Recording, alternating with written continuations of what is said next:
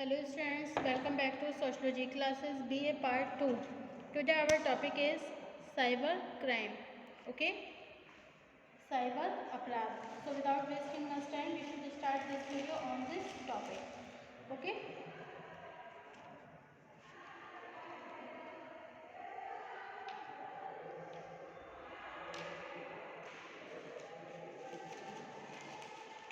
Cyber अपराध वर्तमान युग में अपराध का एक ऐसा रूप है जिसने संपूर्ण विश्व के सामने अनेक नई चुनौतियां पैदा की हैं। वैज्ञानिक तथा प्रौद्योगिक विकास आज अपने चरमोत्कर्ष पर है। इस समय संचार की क्रांति ने पूरे विश्व को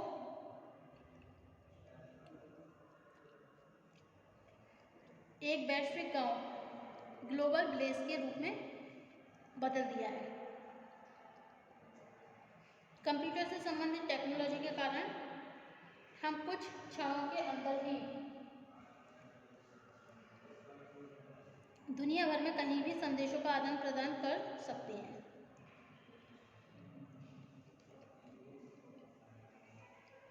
सभी तरह की सूचनाएं प्राप्त कर सकते हैं तथा संसार के किसी भी देश में रहने वाले व्यक्ति को देखते हुए उससे बातचीत भी कर सकते हैं। जिन आंकड़ों, सूचनाओं और तथ्यों को सुरक्षित रखने के लिए कुछ समय पहले तक कार्यालयों में हजारों फाइलें रखी जाती थी, वही आज कंप्यूटर की सहायता से हम सभी आंकड़े एक सॉफ्टवेयर में रखकर उसका कभी भी उपयोग कर सकते हैं। ओके?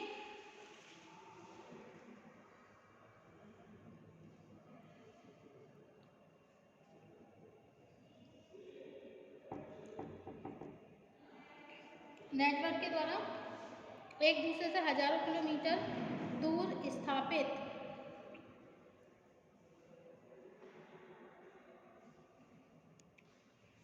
कंप्यूटर को एक दूसरे से जोड़कर रखा जा सकता है कि एक साइट से संबंधित सामग्री का उपयोग दूसरे सभी कंप्यूटरों के द्वारा किया जा सकता है।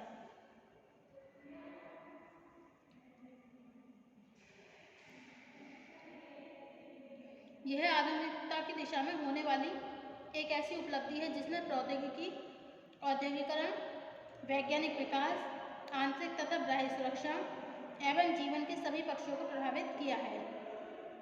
कंप्यूटर से जुड़ी आधुनिक टेक्नोलॉजी से व्यापक लाभ होने के बाद भी इसके फलस्वरूप ऐसे अपराधों में वृद्धि हो रही है जिसने मानवाधिकारों के ऊपर एक तलवार लटका दी है। ये वे साइबर अपराध हैं जो मानवाधिकारों का हनन करने के अतिरिक्त मानवीय मूल्यों के लिए एक खतरा भी बन गए हैं। साइबर अपराधों का आधार एक ऐसी गुप्त और गुमनाम तकनीक है जिसका सफलतापूर्वक सामना करना अभी भी पूरी तरह से संभव नहीं हो सका है। हम बड़े से बड़े शत्रु अथवा अपराधी का सामना करने में सक्षम हैं, लेकिन साइबर अपराधों के विरुद्ध संघर्ष करके इनका समाधान करना कठिन हो गया है। वास्तव में कंप्यूटर से संबंधित अपराधों का संबंध उस नेटवर्क से है जिसका संचालन अंतरिक्ष में मानव द्वारा स्थापित उपग्रहों से होता है। इस समस्या की प्रकृति तथा गंभीरता को समझने के लिए सबसे पहले यह समझना आवश्यक है कि साइबर अपराध से हमारा तात्पर्य किस तरह के अपराधों से है।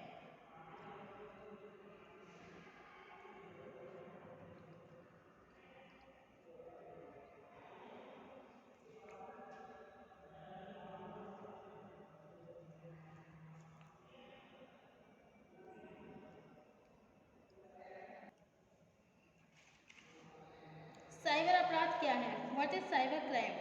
बहुत सरल शब्दों में साइबर अपराध का तात्पर्य कंप्यूटर तकनीक से जुड़ी हुई जालसाजी अथवा इलेक्ट्रॉनिक चोरी से है।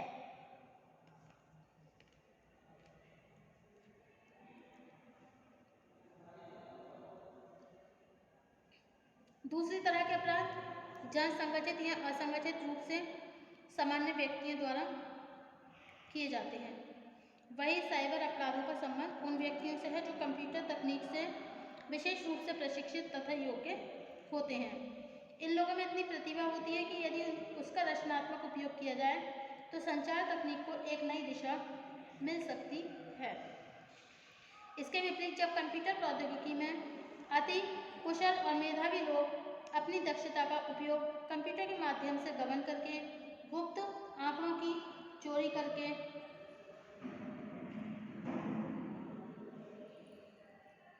कंप्यूटर में वायरस छोड़ के उनकी कार्यप्रणाली को नष्ट करने लगते हैं, तब इन्हीं अनैतिक कार्यों को हम साइबर क्राइम कहते हैं।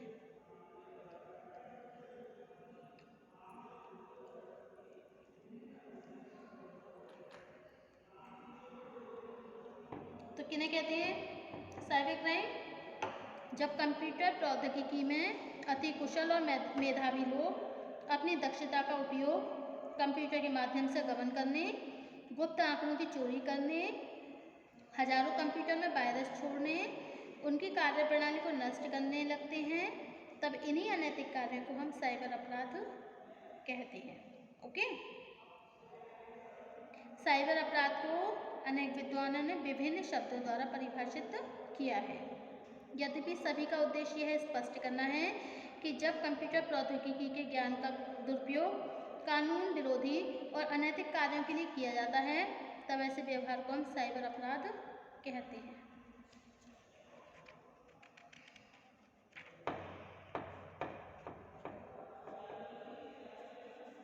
डॉन वी पार्कर के अनुसार, डॉन वी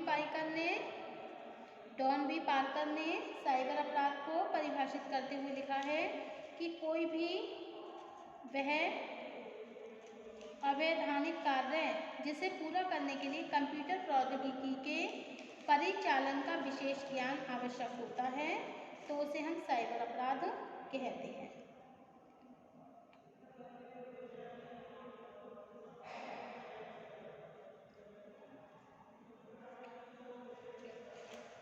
जेम्स ए श्यूटर के अनुसार ऐसे सभी अपराध जिनके लिए कंप्यूटर अथवा उनके संगठक भागों जैसे टर्मिनल या नेटवर्क आदि का उपयोग आवश्यक होता है, तो उन्हें साइबर अपराध कहा जाता है।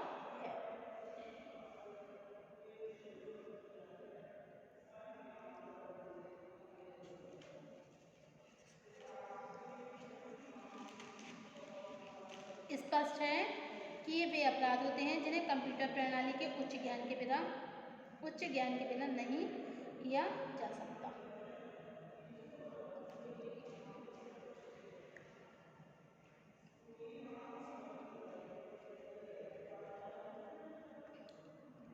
जर्मनी के अपराध अन्वेषण संघीय ब्यूरो ने साइबर अपराध की बहुत व्यावहारिक परिभाषा देते हुए स्पष्ट किया है। साइबर अपराध अथवा कंप्यूटर अपराध में उन सभी व्यवहारों का समावेश है जिनका लक्ष्य साधन इलेक्ट्रॉनिक आंकड़ों को इस तरह संसाधित करना होता है जो फौजदारी अपराध के अंतर्गत आते हैं।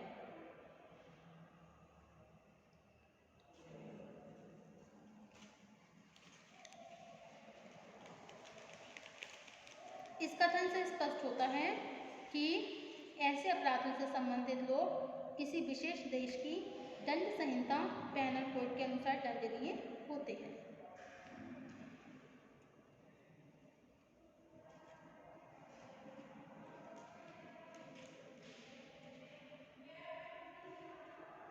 नाउ नेक्स्ट, साइबर अपराध की विशेषताएं, कैरेक्टरिस्टिक्स ऑफ साइबर क्राइम।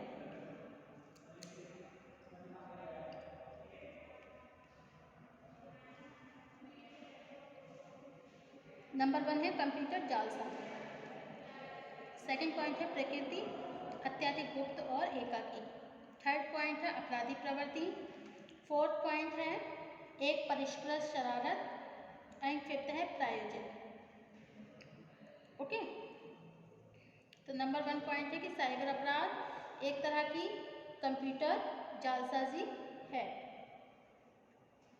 जिसके लिए कंप्यूटर प्रौद्योगिकी का उच्च ज्ञान आवश्यक होता है। यही कारण है कि ऐसे अपराध प्रौद्योगिक रूप से प्रशिक्षित व्यक्तियों द्वारा ही किए जाते हैं।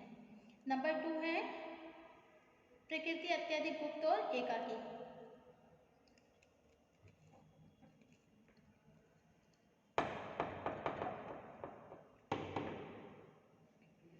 इन अपराधों की प्रकृति अत्यधिक गुप्त और एकाकी होती है। साधारणतः उच्च स्तर के संगठित अपराध किसी गिरोह या संगठन द्वारा किए जाते हैं। थर्ड पॉइंट है अपराधी प्रवृत्ति। साइबर अपराध के लिए कंप्यूटर प्रौद्योगिकी का ज्ञान, उच्च ज्ञान आवश्यक है, लेकिन यह अपराध उन्हीं व्यक्तियों के द्वारा किए जाते हैं जो अपराधी प्रवृत्ति के होते हैं अथवा बड़े आर्थिक प्रलोभन देकर उन्हें इसका प्रोत्साहन दिया जाता है। नेक्स्ट पॉइंट है दूसरे प्रकार के अपराधों की तुलना में साइबर अपराध को पकड़ पाना बहुत ही कठिन होता है।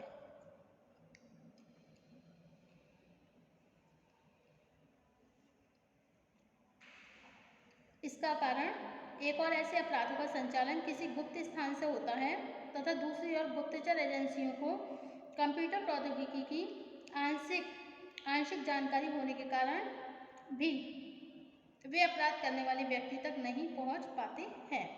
नेक्स्ट पॉइंट है एक परिष्कृत शरारत। बहुत से मामलों में साइबर अपराध केवल एक परिष्कृत शरारत के रूप में होती है जिसका उद्देश्य किसी विशेष साइट पर गलत दृश्य को डालकर युवा पीढ़ी को गुमराह करना होता है। इस तरह के अपराधों को पकड़ सकना तुलनात्मक रूप से कठिन होता है। नेक्स्ट पॉइंट है अपराधों को प्रायोजित करना। यह अपराध सदैव व्यक्तिगत लाभ के लिए ही नहीं किए जाते हैं। अनेक दशाओं में विभिन्न देशों के गुप्तचर संगठन ऐसे अपराधों को प्रायोजित करते हैं तथा अपराध के लिए भारी धनराशि देने की व्यवस्था भी करते हैं। Thank you for watching my YouTube channel. Thank you.